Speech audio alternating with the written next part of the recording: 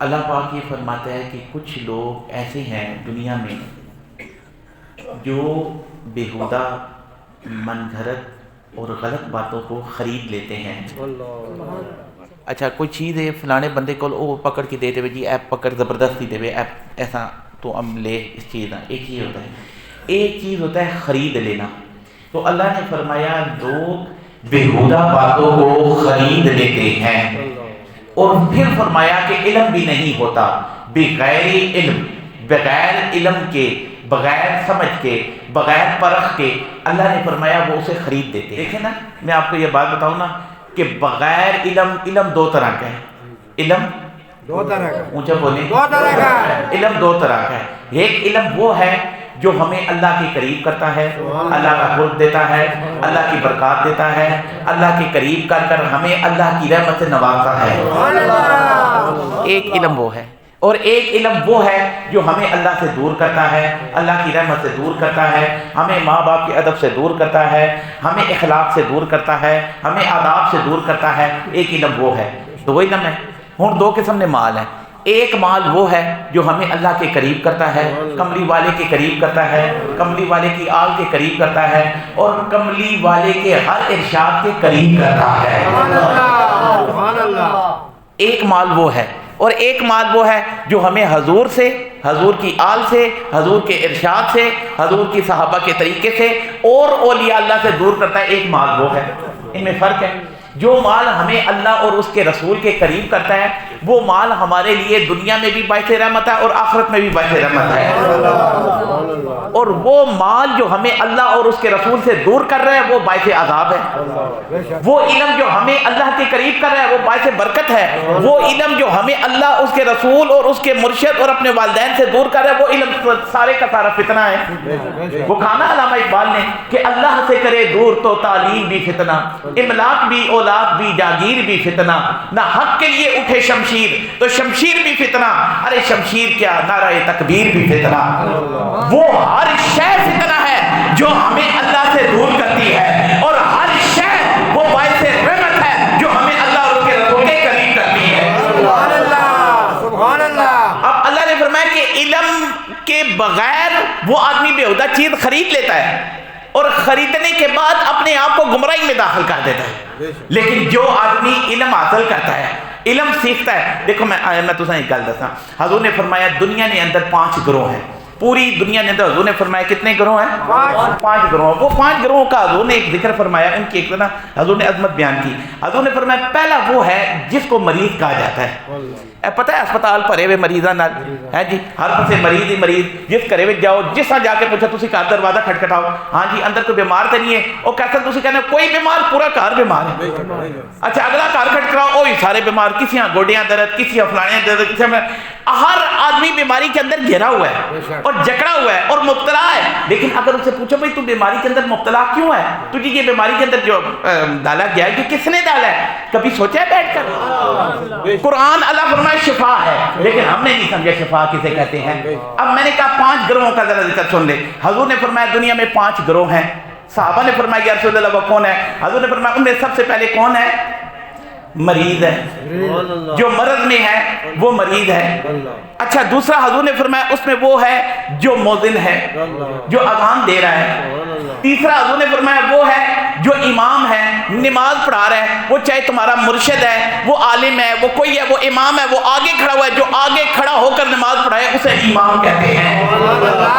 سبحان اللہ. کہا کہ تو نے پوچھی ہے امامت کی حقیقت مجھ سے، حق تجھے میری طرح صاحب اسرار کرے.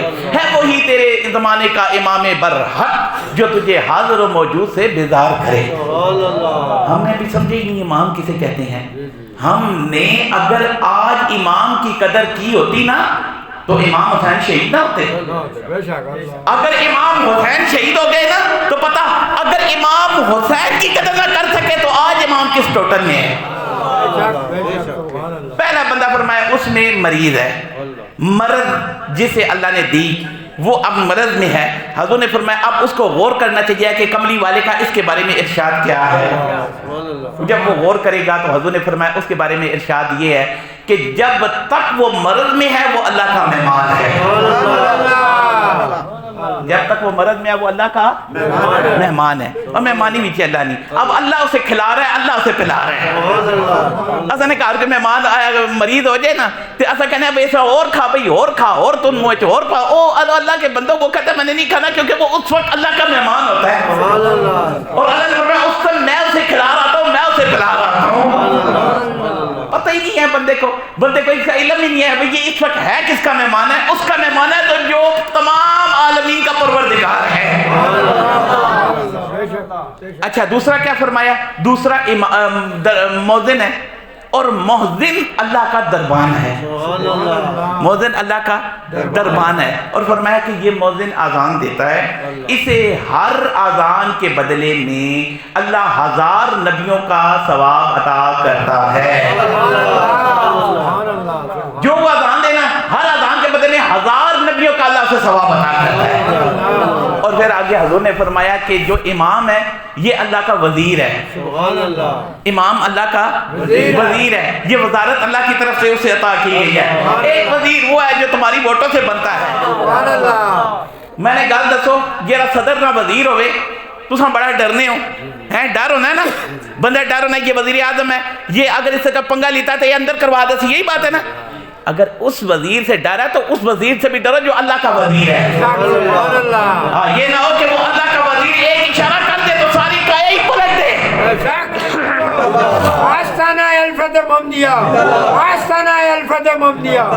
امام کون ہے؟ اللہ کا وزیر ہے، اللہ کا وزیر ہے.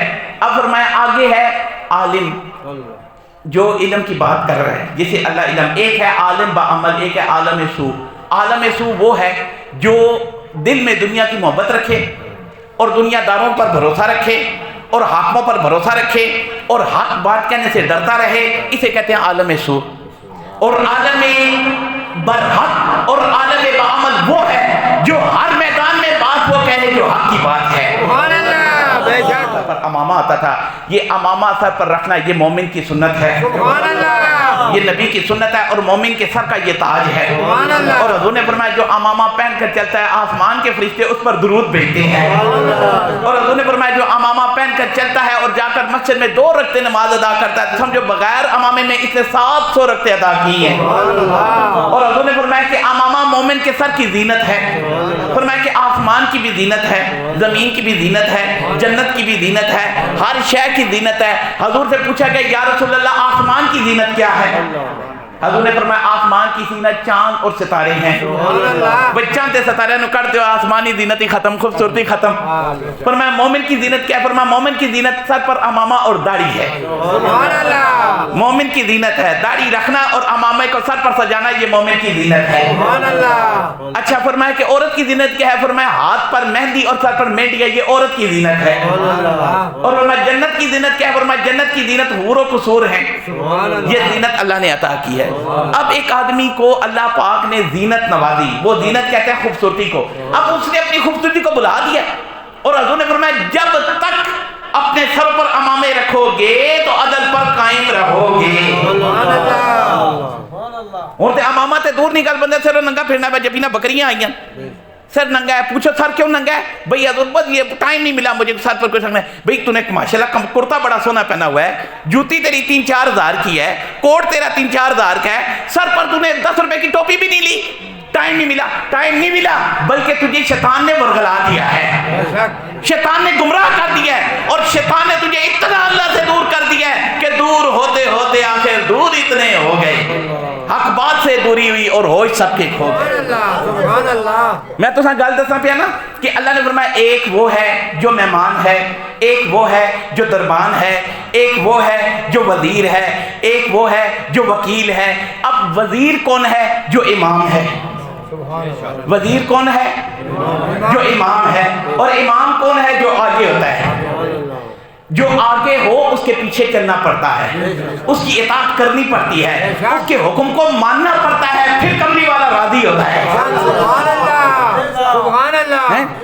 امام آگے، اسی وقت سے اللہ تعالیٰ نے ساری کائنات میں سے امام حسین کو چن لیا. اللہ فرمائے یزید کو بھی کہنا پڑے گا یہ امام ہے، اور امام حسین کے چند قبالے کو بھی یہ کہنا پڑے گا یہ حسین ہے، حسین ابن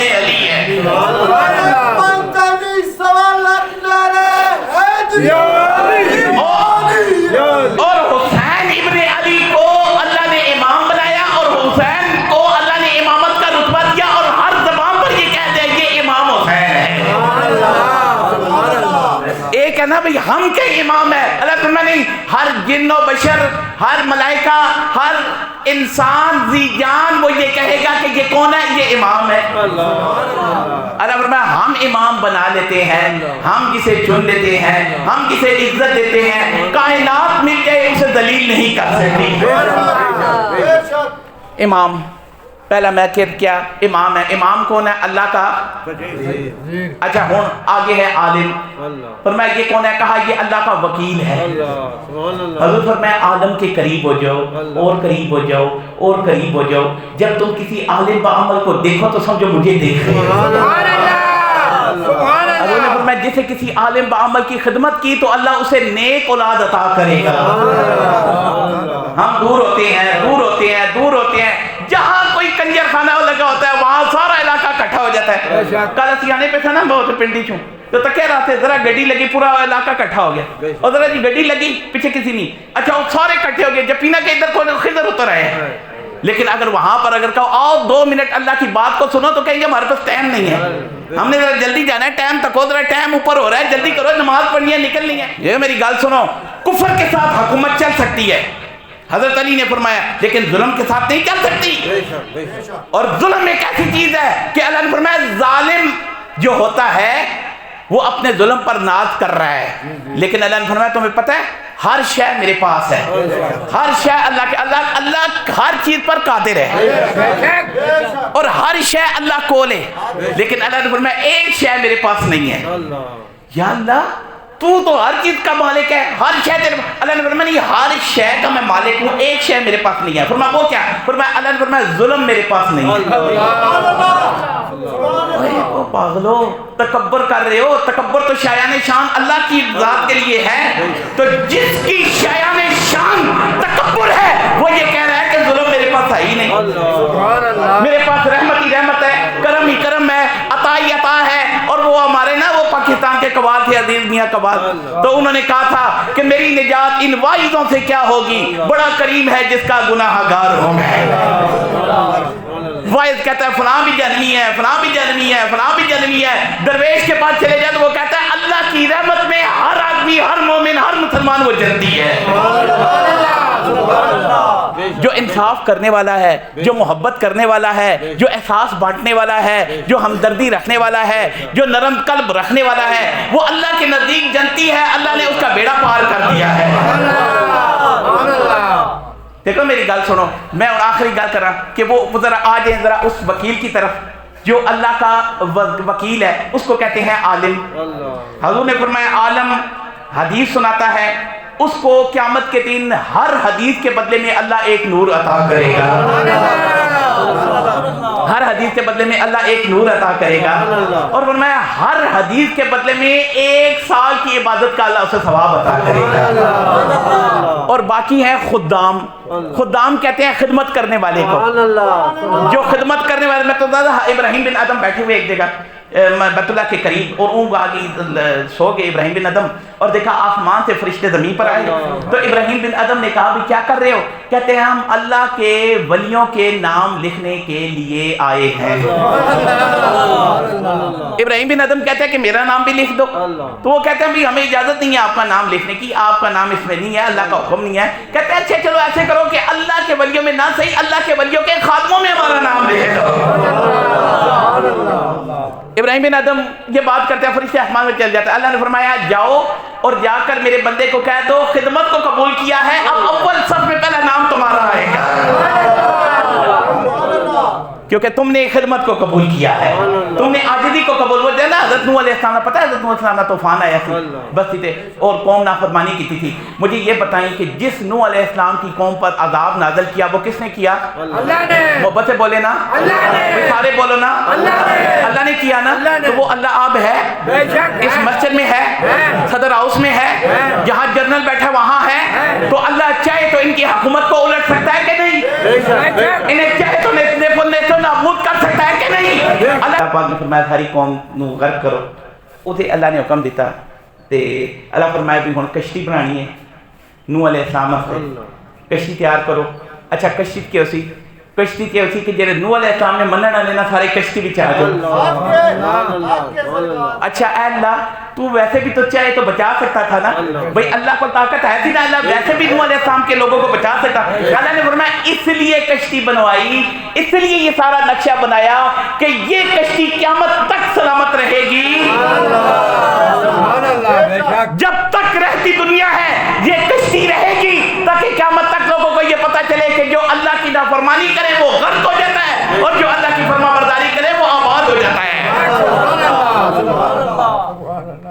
میں یہ کشتی اس لیے بنوائی اور نوح علیہ السلام کشتی تیار کی تھی بنانی شروع کی تھی تو جب طوفان آ گیا تو وہ جنت جب طوفان چلا گیا پانی ختم تو اس وقت نا جتنے ارد گرد پہاڑ تھا نا جب جیسا اور سارے پہاڑ یہ ہے نا انہوں نے سجے کھپے جب دیکھا نا تو انہوں نے کہا کہ یہ اللہ کے پیغمبر کی کشتی ہے اور یہ آج ہمارے اوپر اترے گی کہ ہم بڑے چوٹی کے پہاڑ ہیں ہماری بڑی طاقت ہے ہمارا بڑا ناز ہے ہماری بڑی حکومت ہے اللہ نے فرمایا کہ اے فرشتوں کوئی ایسا بھی پہاڑ ہے جو ان میں سے کمزور ہے اللہ فرمایا ہاں ایک پہاڑ ہے جس کا نام جودی پہاڑ ہے جودی پہاڑ بڑا کمزور ہے اور این کر کے بیٹھ گئے جودی پہاڑ اللہ فرمایا کیا بات ہے سارے فخر کر رہے ہیں تجھے کیا ہوا ہے کہتا ہے اللہ میں کمزور ہوں میں چھوٹا میرا قد ہے میری اتنی طاقت ہے نہیں کہاں اللہ کے نبی کی کشتی اور کہاں میں جودی پہاڑ اللہ فرمایا واہ یہ ادا مجھے پسند نہیں کہ جودی پہاڑ نے عاجزی کی اللہ فرمایا کشتی پھرتے پھرتے پھرتے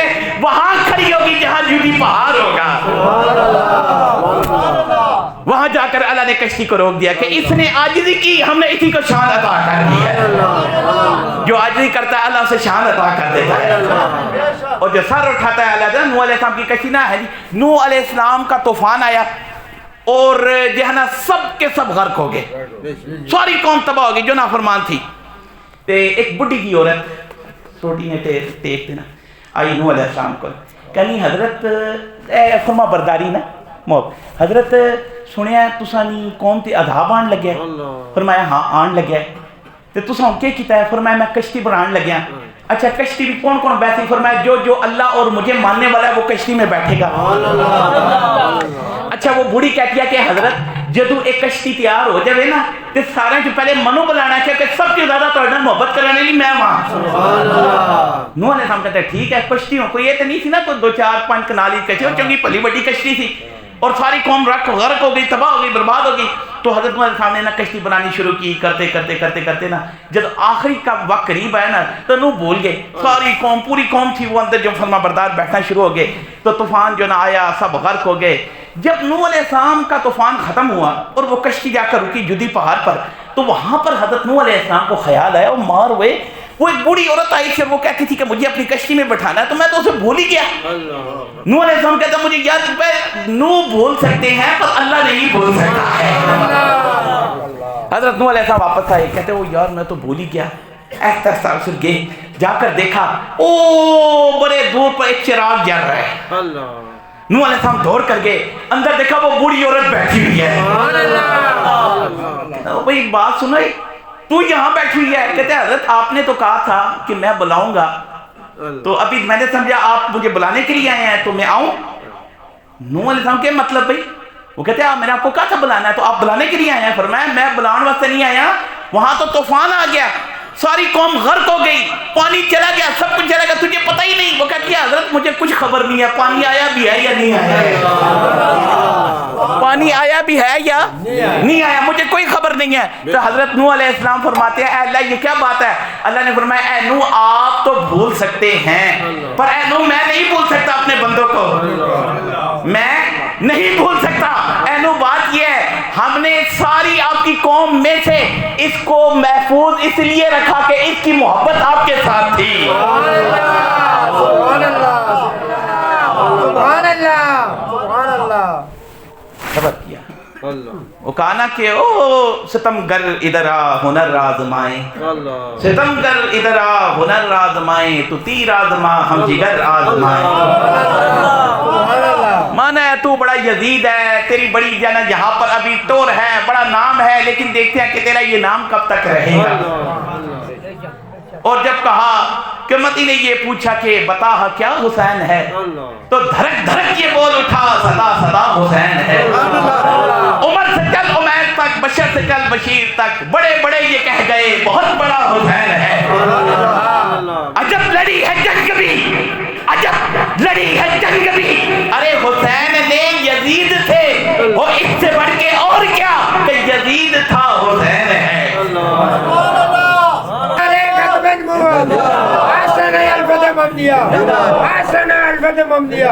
کبھی سنا ہے یہ کہا کہ پٹو ہے, کبھی سنا ہے کہ کہا یہ ضیاء ہے, کبھی سنا ہے کہ کہا کہ فلانا جنرل تھا وہ ہے, نہیں سب تھے. پر جب بھی کہا جاتا ہے مصطفیٰ کا نام لیا جاتا ہے تو یہ کہا جاتا ہے مصطفیٰ ہیں قیامت تک رہیں گے.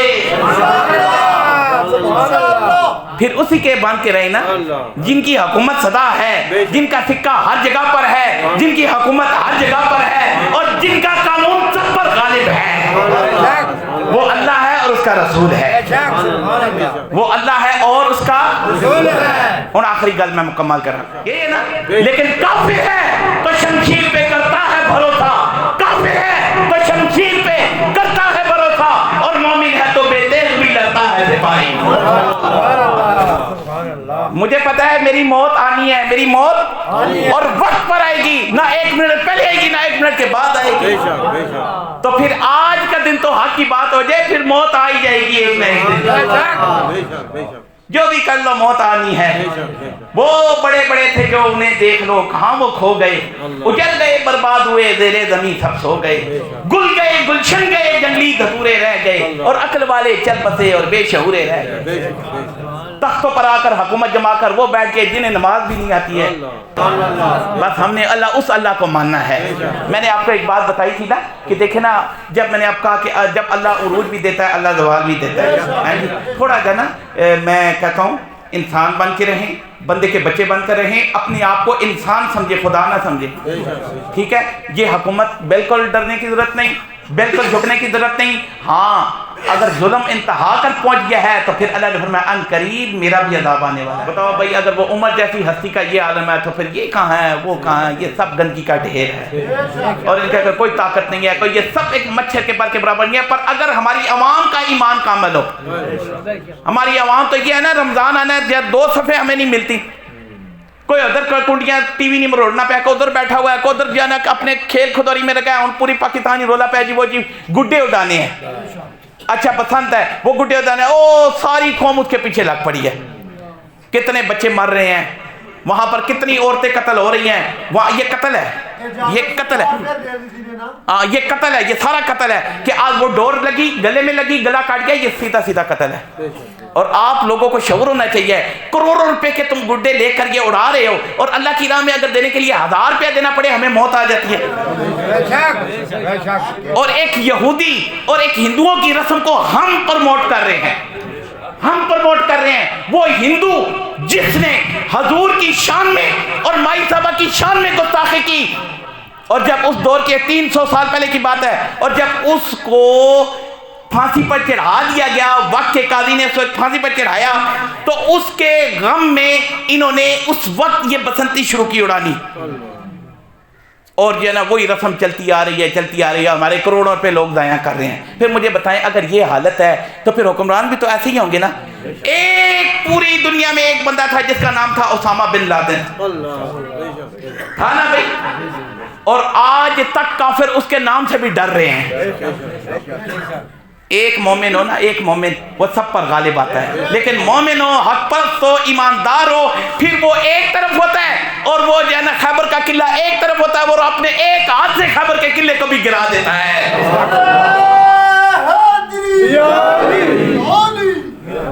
کیوں جی گل سمجھ آئی کوئی نہیں؟ یہ میں نے نا آپ کے ایمان کو ذرا ہلایا ہے آج, اور ذرا جگایا ہے کہ ہم کیا ہیں اور ہم کہاں ہیں. خدا کرے تجھے تیرے مقام سے آگا, نہ زندگی نہ محبت نہ معرفت نہ نگاہ.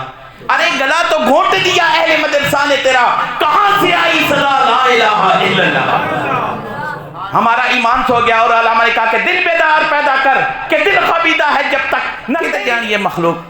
مولوی جائے, اگر کسی مولوی کے پاس جاؤ تو وہ بھی کہتا مال دو, نکاح ہو تو مال دو, کوئی مر گیا تو مال دو, کوئی آ رہا ہے تو مال دو, کوئی جا رہا ہے تو مال دو. ہمارا دین مال پر بٹ کر رہ گیا ہے, اس لیے ہمارے منہ سے حق بات نکلتی نہیں ہے. لیکن ہمیں اس دور میں حقیقت بتاؤں ان باتوں کی ضرورت ہے. ہمارے دل سو چکے ہیں. یہ کوئی حکومت آتی ہے ہم ڈر جاتے ہیں. بات یہ ہے, میں حکمرانوں سے بھی کہتا ہوں بالکل اپنے آپ کو ٹھیک کریں, انسان کے بچے بن جائیں، ورنہ ان قریب اللہ تعالیٰ اپنی چکی میں پیسنے والا ہے، اللہ کو پسند نہیں ہے۔ ہونی اپنے آپ کو صحیح کریں اور رمضان کی نیت کر لے کہ اے اللہ ہم نے اس رمضان کو صحیح طریقے کے ساتھ تیری رضا کی خاطر پانا ہے۔ نہ اے اللہ ہم نے وقت کو دیکھنا ہے، نہ رات کو دیکھنا ہے، نہ دن کو دیکھنا ہے، نہ سردی کو دیکھنا ہے، نہ گرمی کو دیکھنا ہے، بس دیکھنا ہے تو تیری محبت کو دیکھنا ہے۔ اور اے اللہ ہم تیری طرف رجوع کر رہے ہیں، اب ان ظالموں سے نجات دینا تیرا کام ہے۔ قسمیں کر لے آج عہد کر لے تو کوئی نہ ظالمہ کرو، اللہ تو انہوں نے نجات کس طرح دینا ہے۔ عہد کر لے کہ ہم نے وقت پر اللہ کی عبادت کرنی ہے، وقت پر نماز پڑھنی ہے، وقت پر مسجدوں کو آباد کرنا ہے، اور وقت پر جا کر اللہ کی راہ میں صدقہ و خیرات بھی کرنا ہے۔ پھر دیکھے گا اللہ تعالیٰ یہ عذاب ہم سے اٹھاتا کیسے ہے۔ اللہ پاک عمل کی توفیق دے۔